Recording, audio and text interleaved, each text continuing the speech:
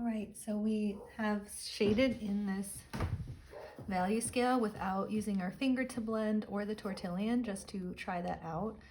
And now for this box, what I'd like to do is have a gradual shading from light to dark, or from dark to light, and do it in such a way that nowhere across this line has two values that are the same, like dark or light touching. So what I'm going to do is start in this corner, start dark, and then let it slowly fade to light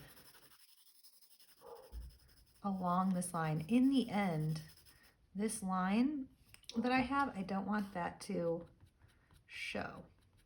I'm erasing a little bit.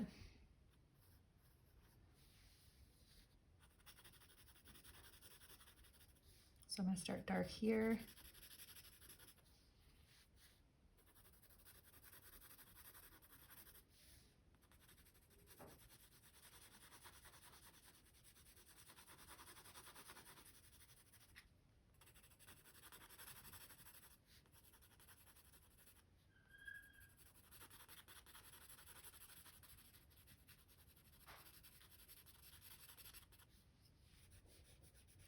And in this one, if you want to use your finger a little bit to blend,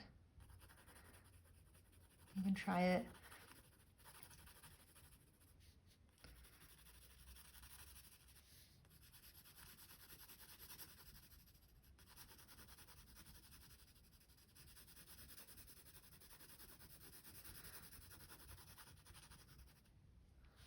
But I don't want it to be, you know, completely white.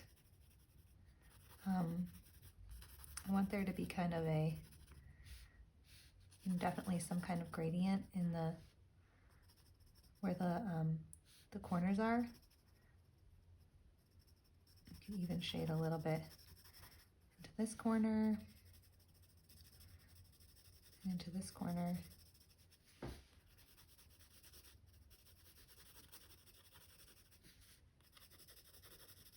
There you go.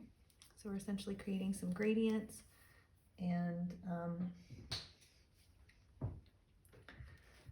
just looking for my kneaded eraser. There it is. In this bin here. So that's where this eraser comes in handy. And you should open it.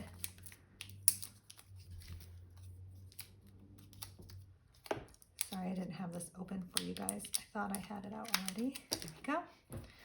So I'm going to stretch this to knead it like dough. That's why it's called the kneaded eraser. We talked about this in class a little bit.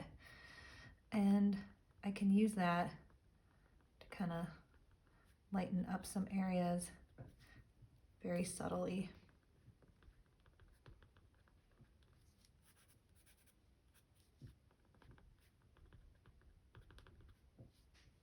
But I think that looks pretty good. And I was using my 2B to do this one. For the next one, we want to do the same thing. So I'm actually going to start off dark at the top around this circle. These pencils are extremely soft.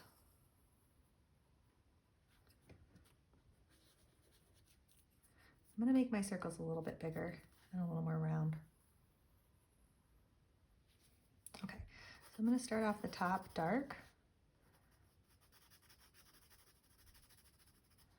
And that means what's inside of this has to be light, like this next layer. So I always want to have dark meeting light. And you'll see this is for our, it's really going to help you get better at shading. We want to learn to shade subtly, because when we do realistic drawing, we want those shifts from light to dark to be very subtle and not be able to see the markings of our pencil that much. So I'm going to get lighter as I go down to the bottom.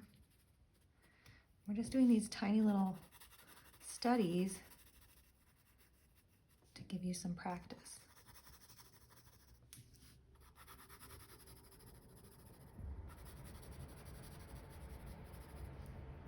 And so that means that within here, I'm gonna want maybe the top of this shape to also be dark and go to light. And you can use your hatching and cross hatching for this to keep it nice and subtle. And that means down here, I'm going to want this shape to be darker.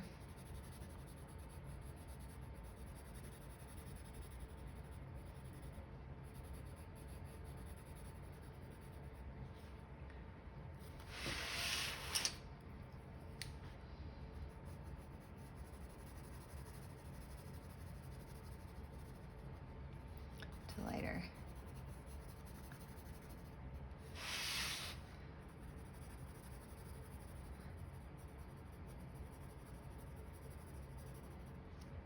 And I'm kind of smudging when I did earlier. You're gonna have to be careful with these Reeves pencils. They're very soft.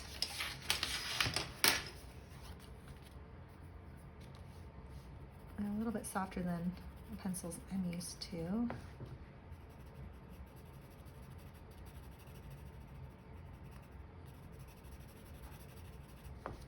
Okay. And we're gonna try to challenge you. See how I keep trying to want to use my finger to blend?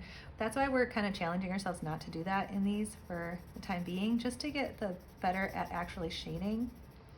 And so, and then down here is gonna be very light, so just trying to get better at using our hand to, and not relying on using our finger to blend or our tortillon to blend. And we'll practice with blending with the tortillon a little bit more next class, and we're definitely going to use it a lot in the portrait assignment, but we're building up here to being able to draw a portrait. So you can see how now it's got no outlines, it's just kind of this floating shape, and I could keep playing with this to make it look better, but I just wanted to show you guys that. And then I'm going to do the same thing with this one, but I think I'm going to do that on time lapse so that it's not so slow for you guys. So, all right.